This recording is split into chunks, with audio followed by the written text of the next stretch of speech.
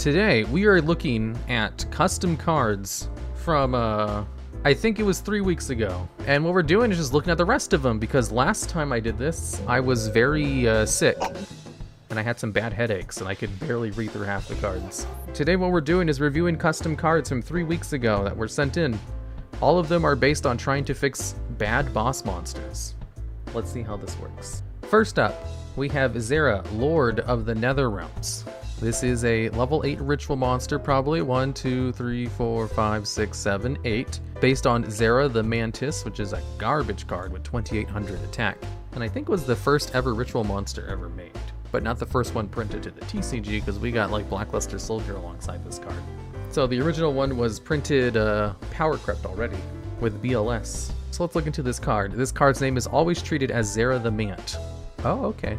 So you can use this instead of Azera the Mant and gain the benefits of pre-preparations of rites. This card can be ritual summoned with the ritual spell cards Azera Rituals or Forgotten Temple of the Nether Realms. Your opponent cannot target this card with card effects. Once per turn, quick effect, you can tribute a Azera monster, give your opponent control of one of your spell or trap cards, and if you do, you can take control of one of your opponent's spell or trap cards. That is a really good effect. You can give control of your opponent one of your spell traps. Being able to give your opponent a spell trap is really broke. I mean, technically your opponent gets to see what the card is, but there are ways to force the activation of your opponent's cards. So like, if you give them a, what's that one card? There's this one trap card, I'm forgetting the name of it, but basically it shuffles all cards in your graveyard and your hand back into your deck for no effect. So if you do that, or Relay Soul, yeah, Relay Soul's probably better, and you force them to activate it with Bait Doll, you can, yeah, Localize Tornado, that's the name of it. If you Localize Tornado them or Relay Soul, you can really screw your opponent over with this. But you would need Bait Doll in order to force them to use it. And Bait Doll is not in Yu-Gi-Oh! Master Duel because it causes ruling nightmares that they didn't even want to try to fix. Yeah, rulings are hard. It causes too many ruling confusions, so they just didn't print it in Master Duel, which is funny. They also didn't make put Convulsion of Nature in there either, which is weird because they do have it in a lot of their older games. I guess they didn't want to deal with what happens when you flip a deck face up and the ruling confusions that causes, or maybe just the technical limitations of it. Anyways, what we're talking about is Azera, Lord of the Nether Realms. So, this effect is good. It would probably be played just because of that effect. This would probably have like whole decks built around this one effect. Probably not good decks, but you know, fun decks. I would totally play it. And it can't be targeted by card effects, which is also good. It's still a bad ritual monster though, and I don't think its effect is good enough to justify its cost, unless you play it with Drytrons, which just kind of cheated out anyway. Yu-Gi-Oh! Rulings are so dumb. Yu-Gi-Oh! Rulings are pretty straightforward, except in certain cases, which maybe I should make a series just going over Yu-Gi-Oh! Rulings. Forgotten Temple of the Nether Realms? Oh, here it is. Okay, so this is the card. Well, that's a lot of text. Here we go. Now it's bigger. This card is also treated as a ritual spell, and its name becomes Sanctuary in the Sky and Pandemonium while in your deck. Okay, 2 cards? I don't know if that works. You can't treat a card as 2 card names with an effect. I mean, a card can be treated as 2 card names, like the Legendary Ocean is technically 2 card names in one, but this would give it 3 card names. I guess you could. I don't know. Are there any ruling confusions that would pop up if you had 3 card names? Because it technically has 3 card names. Anyways, you can ritual summon Azera, Lord of the Nether Realms, from your hand or deck. You must also tribute monsters from your field or hand whose total levels equals 8 or more. This is good, but I think there's Megalith cards that are better. While Azera, Lord of the Nether Realms, is on the field, this card is both treated as Sanctuary in the Sky and Pandemonium. Wait, what? Oh, while in your deck only? Why not just treat it as all times, meaning your deck is more detrimental than normal? If you control only light attribute monsters and a Azera monster uses an effect, attribute 1 Azera monster on the field, negate the activation. Okay. If you control only dark attribute monsters and Azera monsters destroyed and sent to the graveyard, you can add 1 Azera monster from your deck to your hand that is a lower level than the destroyed card. Okay. You can only use each of these effects once per turn. You can only use each effect of Forgotten Temple of the Nether Realms, Mazura Duel, and Archlord Zerato. Why did you add those 2 cards to it? Is it because they have... Oh, because they don't have once per turns on it. This card is too much text. Basically, what it's doing... I understand what this card's doing. So, there are these Azera cards that require specific cards to be on the field in order to summon. Let me show you. One of them is really good. Let me show it on screen. So, Warrior of Azera There's Archlord and Maziro Deval. So this card right here, you can't read its effect because Edo Pro is, well, you can't read them here. But basically, if you tribute Warrior of Azera on your side of the field while you have Pandemonium face up on the field, then you can special summon this card from your hand, and if you do, your opponent discards 3 random cards from their hand. And the effect is not once per turn. So, if you bring out 2 of these cards, you can get rid of your opponent's entire hand. Like, this card is really good. Yeah, it is broken, but it's balanced by the fact that you need Warrior of Azera on the field, and you need to tribute him while you have the terrible field spell card, Pandemonium. Pandemonium basically was the field spell card for the old Archfiend cards, the one that suck no one uses, where if one of the Archfiend cards was destroyed, you got to add one of a lower level from your deck to your hand. Actually, the card wasn't that bad, it's just the archetype it was made for sucked. Yeah, and it's not once per turn. That's why this card right here, which allows you to bring this card out easier by not having to play the garbage card, and you know, allows you to search out a bunch of gives it a hard once per turn. It's like, yeah, we know this card is broken if it's made too easy to come out, so we're giving it a hard once per turn with the effect of this. That's why that's there. Is it worth all the effort though? Yeah. 3 cards from your opponent's hand? If I saw this card's effect on a custom card, I'd be like, this card is broken. What the hell's wrong with you? And it's an official card. Nobody plays it because it requires 2 bad cards to bring it out, and you also have to search this card out too. But if they ever find a way to get this card out easier, or if they create an archetype around Pandemonium, then this card becomes like banned overnight because it's too good. The other one though, this card sucks. It doesn't do anything good. Next up, we have Mechanical Marvel Skyfire. This is based on a really bad card. Let's see if they fixed it. You can only special summon this card by sending 2 Dark Machine Reactor or Skyfire monsters with different names from your hand or deck to the graveyard. Excuse me, from your deck? What? Mechanical Marvel Skyfire gains the following effects once per turn based on the following monsters that are in your graveyard. Monster Reactor SK. Negate your opponent's first special summon, then inflict 800 damage to them. Ooh, that's good. Trap Reactor YF1, negate your opponent's first trap card, then inflict 800 damage to them. Spell Reactor, first spell, then 800 damage. Flying Fortress Skyfire, negate your opponent's first monster effect, and destroy 1 card on the field, then inflict 1600 damage to them. If this card is sent to the graveyard, special summon 1 Dark Flat Top from your extra deck. So you have to choose 2 of them. Gains the following effects once per turn based on the number of monsters in your graveyard. So can it only use 1 of the effects per turn? If so, then it's possible to give this an Omni Negate with extra steps. And in order to summon it, you have to mill 2 cards from your deck to the graveyard, but you have to mill 2 bad cards. This is probably fine if you can only use 1 of the effects per turn, because you still have to play bad cards in order to gain the floats. And Dark Flat Top sucks. Yeah, let me read Dark Flat Top for you. Dark Flat Top, once per turn, you can target a reactor monster or Flying Fortress Skyfire in your graveyard, special summon that target, ignoring its summoning conditions. If this card is destroyed and sent to the graveyard, you can special summon a level 5 or lower machine type monster from your hand. It's a level 8 synchro that is not having generic materials, as it requires a Dark Tuner and 1 or more non-tuner machine type monsters. It has 0 attack, 3000 defense, is level 8. My goodness gracious, that's bad. The reason it's bad is because it's not generic in its materials, so you have to, use very specific cards to bring it out.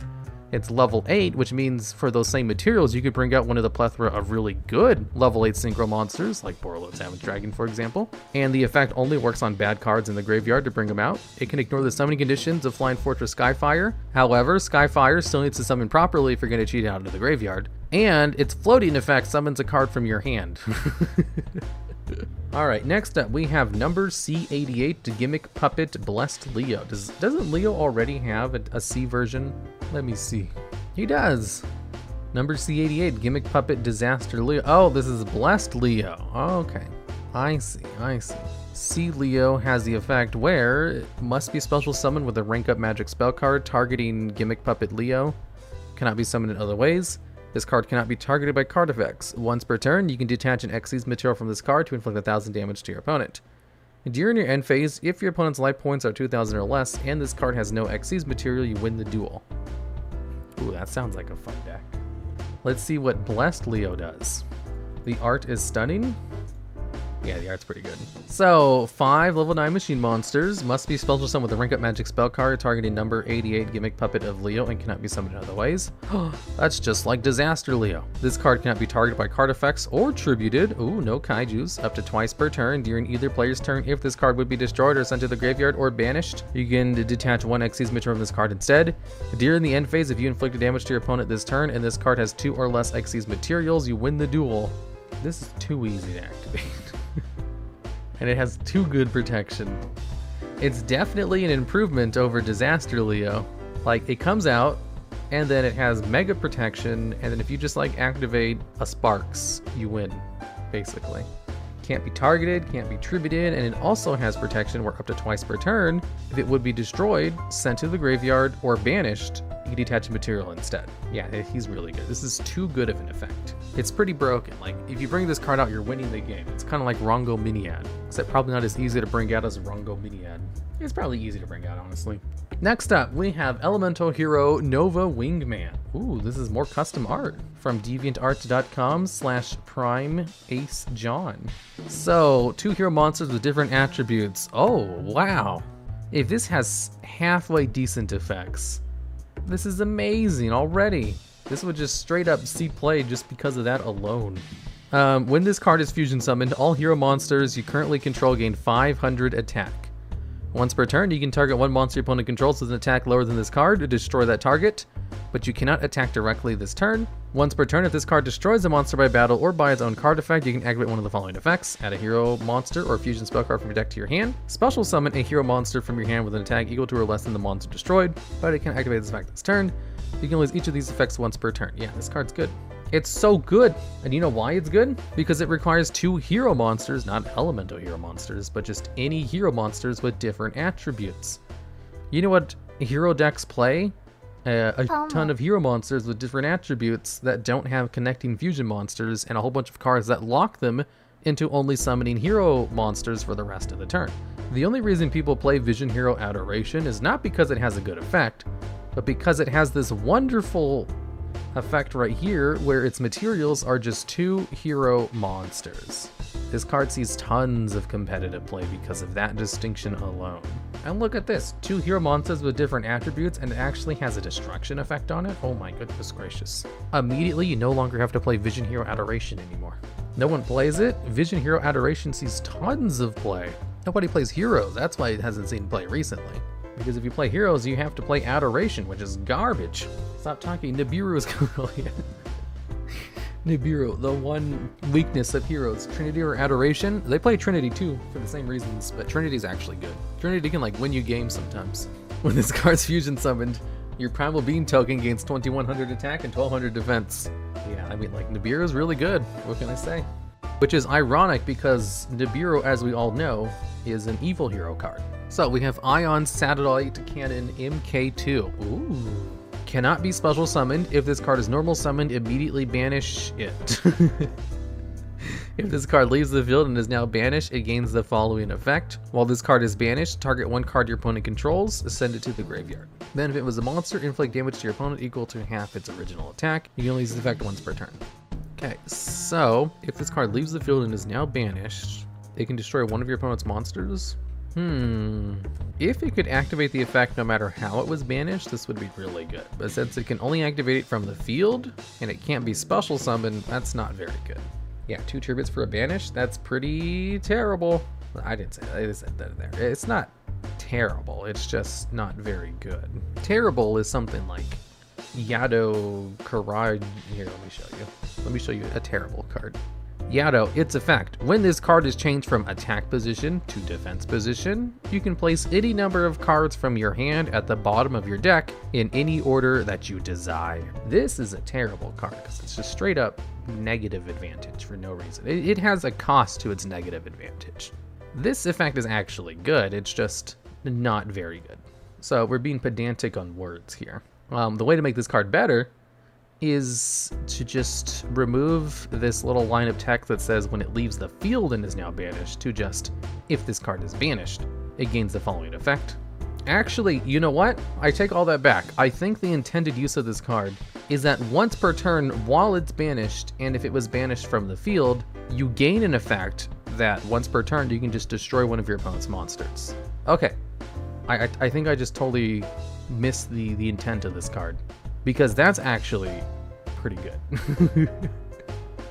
It's just destruction every turn without having to have a card on the field.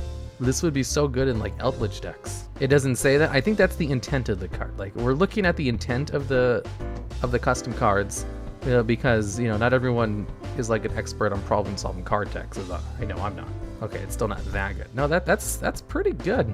Like, you tribute this card out and just you have a free destruction effect every turn that your opponent can't really do anything about.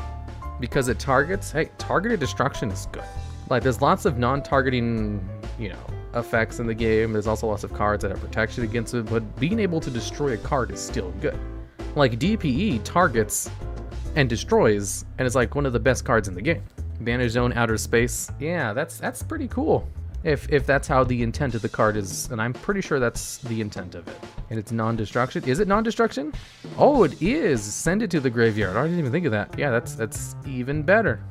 And then if it was a monster, oh, it's any card, not even just a monster. Oh my god, the more I read this, the more I see the goodness of this card.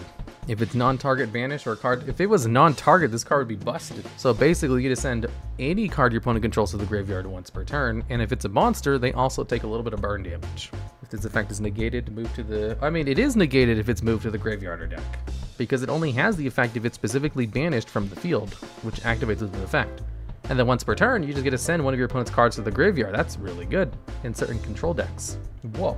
My initial assessments of this card is completely bonkers. Completely wrong. All right, that is the custom cards. Whoa, I didn't think it would take longer to just go over the second half of them than it was to do the first half of these. Ooh, Spirit of the Rose. There's a Rose in me card.